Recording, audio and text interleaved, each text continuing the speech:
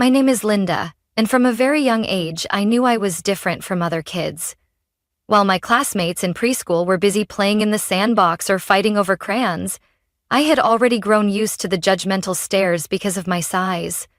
In a small town in Oregon, where everyone knew everyone else, the fact that I was heavier than other children became a never-ending topic of gossip among the moms waiting to pick up their kids. I can't even remember how many times I was called baby elephant or walking dough ball. Those seemingly silly nicknames, when echoed by the giggles of my classmates, cut into me like knives. As I grew older, my body drew attention in the kind of way no child ever wants. In middle school, I started skipping PE classes because I couldn't bear the pity in my teacher's eyes or the snickers from the back row every time I got winded after one lap. Instead of hanging out at the basketball court or going to birthday parties like the others, I found refuge in the library. In those dusty pages, I could become anyone. A fierce queen, a clever detective, or a powerful sorceress. No one mocked me in books. No one laughed at me there. It was just me and the stories. There were 2 daughters in my family. My younger sister's name is Kelsey, 2 years younger than me. If I was the quiet shadow in the corner of the room, Kelsey was the dazzling chandelier in the ballroom. She had bright blue eyes and golden hair like a shampoo commercial. By the time she was 8, she could walk into any room and have heads turning. Confident, charming, and always making people laugh, she was the center of every gathering. Strangely enough, I used to love Kelsey dearly.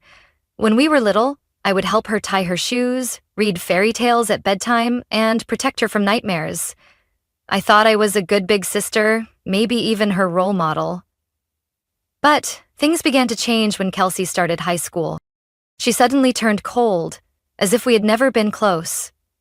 If I passed her in the hallway, she'd look the other way, pretending to be deep in conversation with her loud group of friends.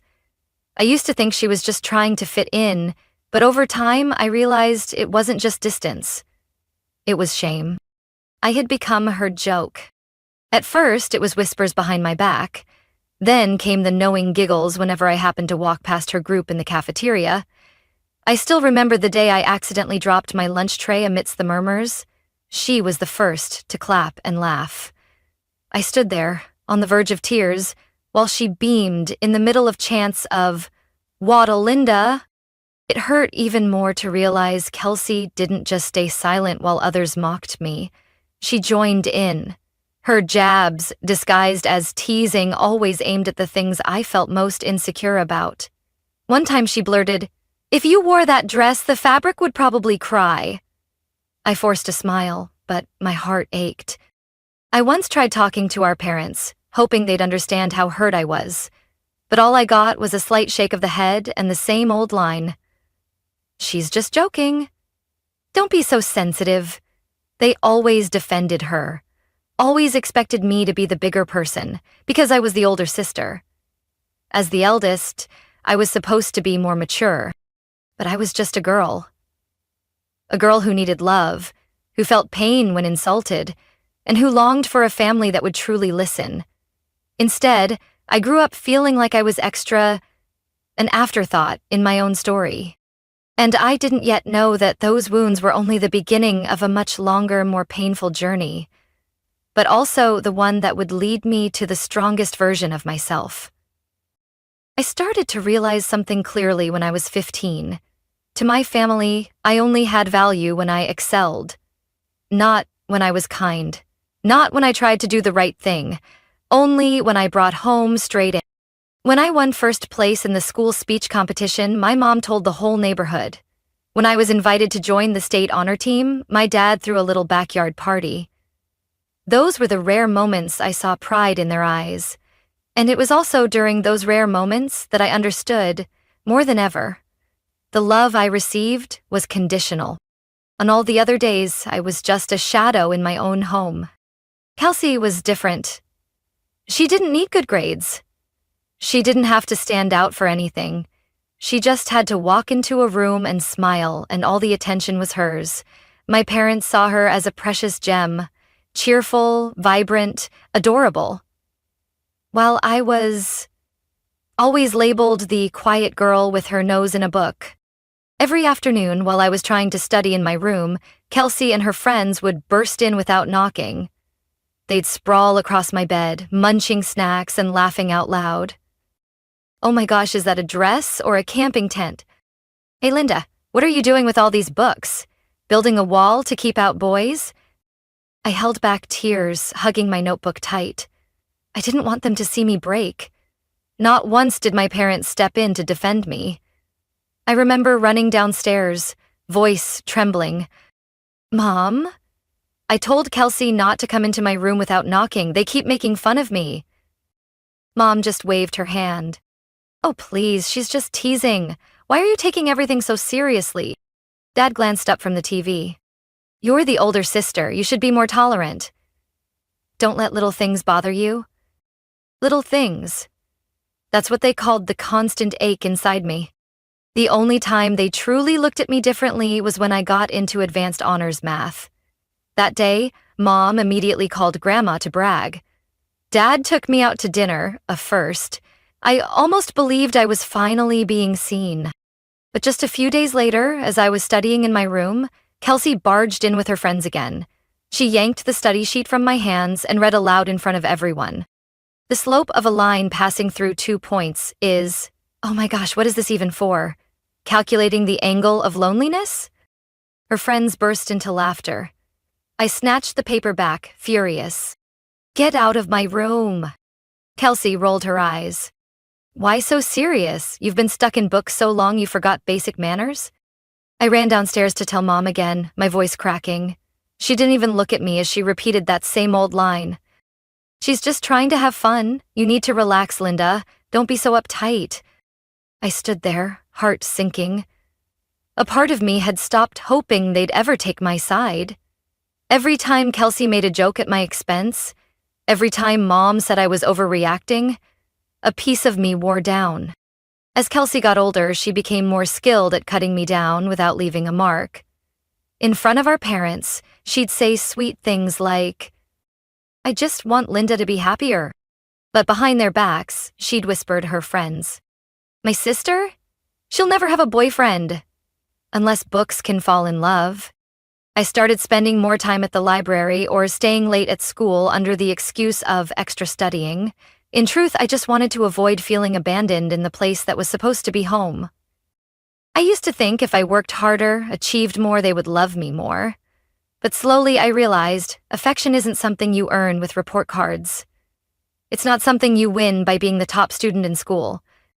Because no matter how many awards I earned, in their eyes I was still just Linda, the chubby, quiet one who doesn't know how to have fun. And it was from that very indifference that I started thinking about change, not to please them, but to save myself. What I didn't expect was that this change would turn everything I thought I knew about my family upside down. I started to realize that Kelsey didn't just look down on me because of how I looked or acted. She was jealous. And the most ironic part? That jealousy came from the one thing that made my parents pay attention to me, my academic success. I never thought I could make my sister feel inferior. Kelsey was always the one everyone adored, always surrounded by laughter and admiring eyes. And me? I only had numbers and academic awards that no one besides our parents seemed to care about. But maybe that was exactly what bothered Kelsey. In front of her friends, she was the star. But at home, every time I was recognized at school, Mom never held back. "Linda is doing so well in school, Kelsey. You need to try harder." That line played like a broken record, and I could see her expression change each time she heard it. At first, it was just a glance, then a sigh, and eventually a resentful look straight at me. She never said anything, but I began to feel something simmering beneath her cheerful exterior. Things got worse when I was in 11th grade. It was midterm season, and I was preparing for an important physics test. The subject I was once told was as dry as a rock. But I had worked relentlessly. For weeks, I made formula charts, solved practice questions, underlined every little detail in the textbook. The night before the exam, I left all my review materials neatly on my desk, ready for the next morning. But when I woke up, everything was gone. I turned my desk upside down, searched every drawer, even the floor. Nothing. Not a single page, not a single note. I panicked so hard my hands trembled and I skipped breakfast. My parents had left early for work. Only Kelsey was downstairs, casually eating cereal in the kitchen. "Did you see the study materials I left on my desk?" I asked, voice rushed. Kelsey shrugged, eyes glued to her phone screen. "No, maybe you put them somewhere and forgot." I almost believed her. If it weren't for the way she looked at me. That glance, followed by a faint smile. Too faint to call mocking, but enough to make my skin crawl. I went to class in a state of panic, trying to recall every formula I had studied, but my mind was blank. The result of that test barely passed, and I'll never forget the feeling when I got it back. A big red mark at the top. Disappointment, frustration, and above all, suspicion. The same things kept happening in the months that followed. I'd print out an essay, leave it on my desk, then find it missing in the morning. One time, the USB with my final presentation went missing, and I had to present without it, red-faced, in front of the class. As much as I tried to deny it, I was becoming certain. The only person who could have done this was Kelsey. One evening while I was studying, I pretended to leave my room, then quietly came back a few minutes later. I caught her standing by my desk, flipping through my files, holding my notebook. I froze. "What are you doing?" My voice was sharp. Kelsey jumped, then dropped the notebook like nothing had happened. "You're so tense. I was just curious what you were studying." I walked over, snatched the notebook from her hands. My eyes didn't leave hers. Eyes that showed no guilt, just a vague hint of defiance. "Don't touch my stuff again." "Afraid of losing, huh?" she said, half joking, half serious, then walked away. I stood there, stunned. For the first time, I realized that what we had wasn't a normal sisterly bond anymore. A line had been crossed. She wasn't just jealous. She wanted to bring me down, so I wouldn't be the mirror that made her feel less. I used to think jealousy was small, fleeting, but when it seeps into every corner of a family, it becomes poison, quiet but persistent. And the worst part was, no one believed me. I tried telling Mom once, only to hear her sigh. "You're probably imagining things. Your sister wouldn't do anything like that." So I learned to stay quiet. I hid my assignments better, backed up everything on a personal hard drive, and most importantly, I started keeping my distance. We weren't close sisters anymore, just two people living under the same roof, watching each other like strangers. I don't know when things got so far, but from that moment, something inside me shut down. For good. I left home for college in Portland at 18, carrying the hope that distance would ease the tension in our family. During the first few years away, I focused completely on school and a part-time job. I didn't visit home much, only once or twice during holidays or summer breaks. And each time I did, I brought back a nameless heaviness. But I kept trying, kept telling myself they were still my family. Until the spring, I turned 24, when Mom called to say Kelsey was engaged. I was walking home from work when my phone buzzed, and Mom nearly shouted with joy through the line. "She's getting married this fall. Everyone's so busy planning, Linda. You have to come home." I forced a smile through the phone, congratulated her, and asked a few polite questions. But inside me was a swirl of emotions. Surprise, anxiety, and a vague fear about returning to that house, facing the people who once made me feel so small. A few weeks later, I arranged to come home for a family lunch.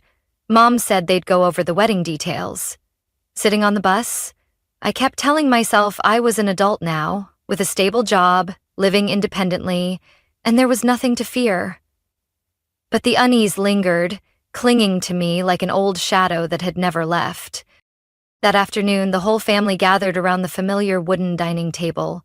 Dad poured water, Mom kept asking about my job and apartment, but didn't really listen to the answers. Kelsey sat across from me, smiling brightly, showing off her new engagement ring. I tried to be polite, shared a few stories from Portland, smiled when I needed to, nodded when expected. Then, like a cold blade slicing through the room, Kelsey said, "You're still the same, huh? I mean, still a bit round?" I paused for a second, but stayed calm. Maybe Portland food just suits me. I thought joking a little might lighten the mood, but no. Mom immediately jumped in. "You should start thinking about dieting seriously, Linda. Didn't you say something about wanting to date? With that body, it'll be tough." I bit my lower lip, said nothing, but Dad chimed in right after, like it had been pre-discussed. "You're at that age now, can't just focus on work. Look at Kelsey. She's 2 years younger than you and already getting married. Be honest, Linda, who goes to their sister's wedding without even having a boyfriend?" The whole room seemed to freeze. I gave a dry smile, about to stand up, but Kelsey beat me to it. I didn't mean to upset you, but you're my maid of honor. I want everyone to look great in the wedding photos, especially you. If you just lose a little weight, you'd look amazing in that light blue dress." I couldn't believe what I was hearing.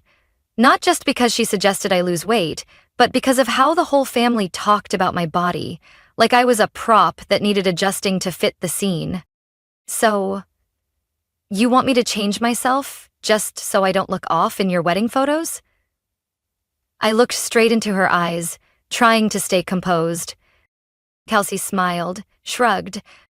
"It's not like that, but you should care about yourself, right? I think it'd be good for you." I turned to Mom, hoping for a sliver of empathy, but she just nodded slightly, as if confirming Kelsey's words were true. "You should see this as a chance to change. Who knows, maybe you'll meet someone at the wedding. Losing a few pounds doesn't hurt." I stood up abruptly, my chair scraping the floor with a harsh screech. All eyes turned to me. "Then let me say this. I live alone. I'm independent. I have a stable job and take care of myself without relying on anyone. But it's still not enough, is it? Just because I'm not slim and don't have a ring on my finger." No one replied. I took a deep breath, staring at the old ceiling to hold back tears. "Don't ask me to change just to fit into your perfect family picture. I'm not an extra in Kelsey's wedding photo." And I walked away from the table, leaving behind shocked faces and a room thick with silence. I didn't know if I had done the right thing, but for the first time in years, I stood up for myself. And I had a feeling the storm was only just beginning. I went back to Portland the next morning, carrying a silent storm inside me. No one tried to stop me, not a single message checking in. Everything passed as if that lunch never happened. But to me, it was a turning point. The moment I realized that if I didn't do something for myself, I'd forever be a shadow in someone else's life. I didn't want to change for Kelsey, and certainly not for some wedding photo. But I wanted to look in the mirror and see a Linda I chose to become. Not a reflection of ridicule or pity. 3 days after returning to the city, I found a small gym near my workplace. It wasn't fancy like the big fitness centers, but it was quiet enough that I didn't feel pressured. That's where I met Amber, my first personal trainer. She had a warm smile, and what struck me most was how she looked at me, not through the lens of my weight, but with genuine empathy. She had been overweight herself for nearly 10 years, and because of that, she understood. "Linda, no one has to change to be loved. But if you want to change to love yourself more, I'll be here with you," Amber said during our first session. And that sentence stuck with me through every morning that followed for months. I started with the smallest things: waking up earlier, drinking more water, learning to choose a healthy breakfast instead of grabbing a quick pastry at the bus stop. Amber didn't push me to train hard from the start. Instead, she taught me how to listen to my body, to be patient with myself, and most importantly, to forgive myself on days I didn't feel strong. At the same time, I began changing my diet. Goodbye packaged pasta and frozen pizza. I learned how to cook, tried out healthy recipes I once thought were boring. To my surprise, I started enjoying preparing dinner myself. It wasn't just about a new diet. It was about creating kind habits for myself. In the beginning, the weight loss was slow. Some weeks I didn't notice any change, except maybe my old jeans feeling a bit looser. But then one morning I tried on a black dress that had been forgotten in the back of my closet, and I realized it wasn't tight anymore. And in that moment, I smiled. Not because of the number on the scale, but because I knew I was heading in the right direction. By the third month, I started feeling lighter, not just physically, but emotionally. I slept better, I was more focused at work. I even started getting compliments from coworkers. Not because I was thinner, but because I looked more radiant. I also changed my entire wardrobe. No more oversized hoodies or baggy sweatpants to hide my shape. I started trying on clothes I had only ever admired on the racks. Fitted button-down shirts, midi dresses with waist accents, even a pair of cream-colored heels I once thought would never suit me. Not because I wanted anyone else's attention, but because I wanted to look in the mirror and see a confident woman who knew her worth. I even changed my hair. Not just a trim like before, a real change, from my familiar long chestnut hair to a chin-length bob in a coppery caramel shade. When I stepped out of the salon, I stood in front of the window for quite a while. The woman in the reflection was no longer the girl who looked down, hiding behind tangled hair and evasive eyes. That was me, new Linda. Self-assured, sharp, and no longer needing anyone's permission to shine. Amber was the first to notice. You know, Linda, you're not just losing weight. You're finding yourself again. And I knew she was right. I wasn't doing this to earn a place at Kelsey's wedding or to make my parents proud. I was doing it for me. For the girl who used to be laughed at in the family dining room. For the teenager who ran from the crowd during every recess. Kelsey didn't know I had changed, neither did my parents. They didn't follow me on social media, and I rarely posted anything aside from books and quiet tea afternoons. But the wedding was coming, and I knew the upcoming reunion would be a moment none of them expected. I wasn't hoping for their approval. I was looking forward to the moment I would walk into that house, not to ask for permission to be myself, but to declare that I never needed their permission to shine. The pre-wedding lunch was held on a Saturday afternoon in the backyard, the same one that had hosted countless family gatherings throughout my childhood. Just like always, fairy lights were strung across the lawn, red and white checkered tablecloths covered the tables, and soft music played from Dad's old Bluetooth speaker, still treated like a prized possession. I arrived right on time, stepping out of the rental car in an olive green bodycon dress that hugged me gently, my caramel bob catching the breeze. I chose a subtle but sharp makeup look, with berry-toned lipstick as the highlight. When the wooden gate swung open and I walked in, the entire backyard seemed to pause for a beat. My mom was by the drink table, cutting cake. Her hand froze midair when she saw me. My dad, chatting with a few relatives, turned around and blinked in disbelief. And Kelsey, my sister, the soon-to-be bride, stood in the center of her friend group, nearly dropping her mocktail. I walked with light but steady steps. My smile wasn't forced or hidden. It was the greeting of a woman who knows exactly who she is. "Linda?" my mother gasped, eyes wide. "It's me, Mom." I smiled. My dad approached, eyes scanning me from head to toe like he couldn't believe it. "You look so different." I tilted my head. Different in a good way, right? He nodded slowly, but before he could say more, Kelsey cut in, her voice a bit too loud. "What did you do? I mean, is this plastic surgery or something?" I gave a soft smile, standing a little taller. "No, Kelsey. No surgery, just commitment and self-love." Kelsey scoffed, but said nothing else. Her eyes flicked down to my heels, then lingered on my new hair. I could tell she was calculating, considering something. Mom pulled me aside, her voice quiet but laced with worry. "Linda, I'm glad you've taken care of yourself, but don't you think the hair color is a bit too bold?" I raised an eyebrow. "You don't think it suits me?" "It's not that it doesn't suit you, it's just, Kelsey's always been the one with light hair in the family. If you keep it like this at the wedding, it might overshadow the bride. I nearly laughed at how ridiculous that sounded, but I stayed calm. Mom, I'm not trying to compete with her. I'm just living as myself. Dad, overhearing, added, I think maybe you should go back to your old hair color. The dark brown looked gentler. Right now you look a bit sharp. I looked at them.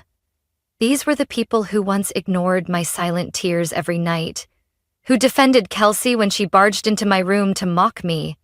And now they were worried I was too noticeable at a party where I was just a guest. They should have been proud. Do you even hear yourselves? I said slowly. I used to be called heavy, lazy, unkempt, and now that I'm healthy and confident, you're asking me to tone it down to be more acceptable? Kelsey came closer, trying to act cheerful, though her eyes betrayed her discomfort. I just wanted you to look cohesive with the bridal party.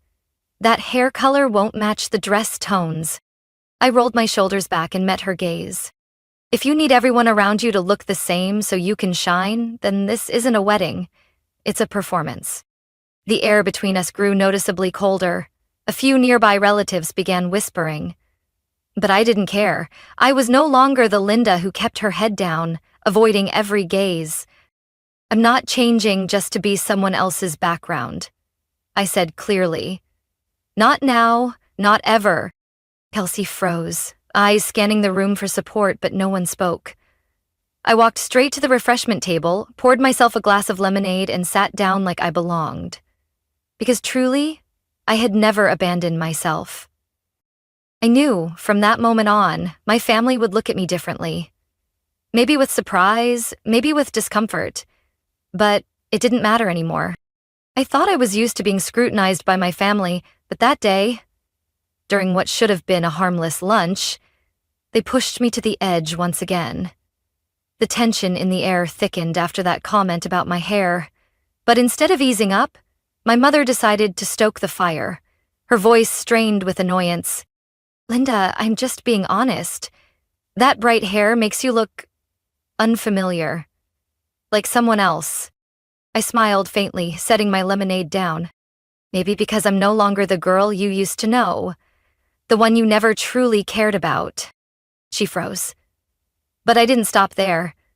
I turned to face her directly, for the first time in a long time.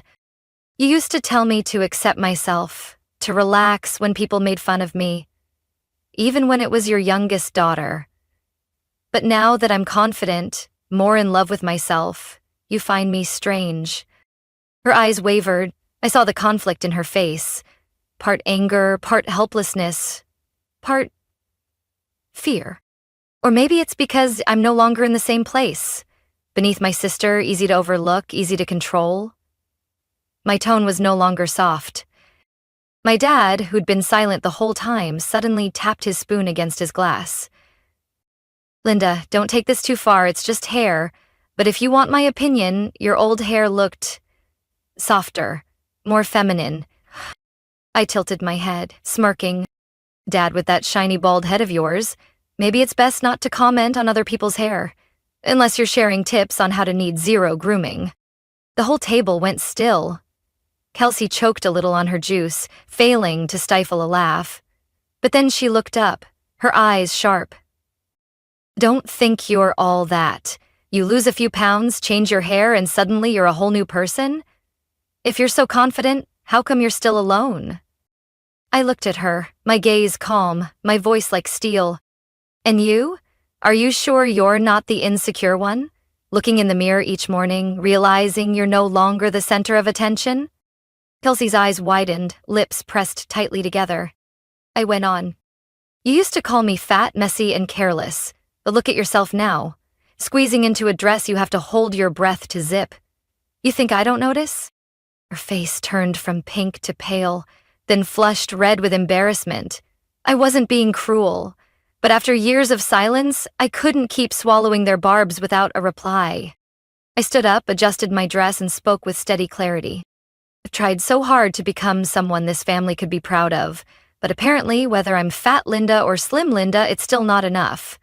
If I'm thinner than Kelsey, it's wrong. If my hair's brighter, it's a problem. Seems the only thing that makes everyone happy is when I know how to stay small. No one responded. Their eyes darted around, mouths slightly open but silent. I reached down and picked up my purse. I don't think I'll be attending the wedding. Not because I'm angry, but because I've learned this. No one should have to beg for a seat at a table where they're never truly welcome. I walked away, heels clicking against the backyard patio, each step cutting one more string tying me to the past. When my hand touched the gate, I turned back one last time. Kelsey, if you're truly happy, I'm glad for you. But if you see me as some hateful shadow in your life, you're mistaken. Because I was never competing with you. You only think I'm a shadow because your light has dimmed. I walked out without looking back, without regret. My phone blew up the next day with messages from mom, dad, aunts, cousins. They called me disrespectful, said I'd gone too far, called me selfish. They asked why I had ruined a family meal. But not one of them asked if I was okay. Not a single one. I didn't return home after that day. I didn't answer a single call or message from mom or dad. The stream of guilt texts and missed calls came in like a flood, as if they thought they could pull me back into my old role.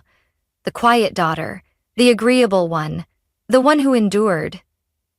But this Linda wasn't 17 anymore. Instead of going to my sister's wedding, I booked myself a vacation at a 5-star resort on the coast of Monterey, a place I'd had on my someday list for years. And now, I realized, if I didn't make someday happen for myself, no one would do it for me. I arrived on the same day as Kelsey's wedding. While they were busy with dresses, cakes, and speeches, I was stretched out on a lounge chair by the saltwater pool, sipping a mocktail, sea breeze playing with my short hair. I felt no regret, only peace, a foreign but intoxicating feeling. That evening, I chose a restaurant inside the resort for a solo dinner. The server seated me by the window, where I could see the moonlight shimmering on the water. I ordered a medium-rare steak and the chef's special salad. When the meal arrived, I didn't think about calories or who might judge how I ate. I simply enjoyed every bite, every moment. My phone buzzed all through dinner. I had already blocked Mom, Dad, and Kelsey before coming, but messages from relatives kept coming in. Are you really not coming to the wedding? Kelsey cried so much. Family is family no matter what. I turned my phone face down on the table. It wasn't that I was cold, but I had spent too long sacrificing my feelings for others, and now, for the first time, I chose myself. The next morning, I booked a full-body spa session, something I used to think was only for people with more time than me. But when the massage therapist's hands gently eased the tension from my body, I almost cried. Not from pain, but because I realized how long I had gone without truly caring for myself.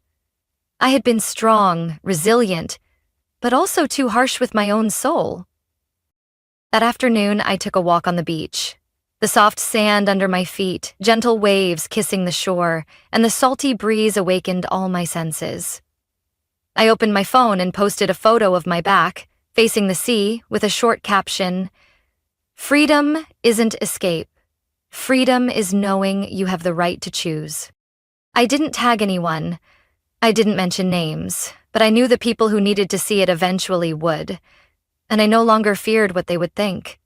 Because the truth was, I never ruined this family. I simply walked away from a role I no longer wanted to play. When I returned to Portland after the trip, I felt like a different version of myself. Not completely new, but definitely someone who had shed layers of long-held judgment. I went back to work, but with a new spark. I signed up for a short course in interior design, something I'd always loved but never dared to pursue. I started reconnecting with real friends, the ones who always said I deserved love without having to change. I learned to listen to my own emotions instead of chasing others' expectations. My family, they still haven't stopped trying to reel me back in. I heard Kelsey told some relatives after the wedding that I caused drama for no reason, that I snapped out of jealousy. But I wasn't angry. Honestly, I was just sad. That my sister still lived in a world where attention was everything, and the spotlight was the only thing that mattered. I don't know what the future holds. Maybe one day I'll see them again, maybe not. But no matter what, I've learned the most valuable lesson of all. I don't need my family's acceptance to feel whole. I am Linda, no longer the fat sister, no longer the shadow behind someone else. I am myself, strong, free, and radiant in my own way. And for the first time in my life, I truly feel alive. From my story, I've realized that no one has the right to define your worth, not even your family. The biggest transformation isn't in how you look, but in choosing to stand up for yourself, to say no to what hurts you. I've learned to love myself, not to please others, but to live as the person I want to be. And if you're feeling lost among people who are supposed to love you, remember, you don't need approval to be free. You just need to choose yourself. What do you think about Linda's journey and her brave decision? Share your thoughts below. Don't forget to follow the channel for more real and touching stories about family, life, and transformation.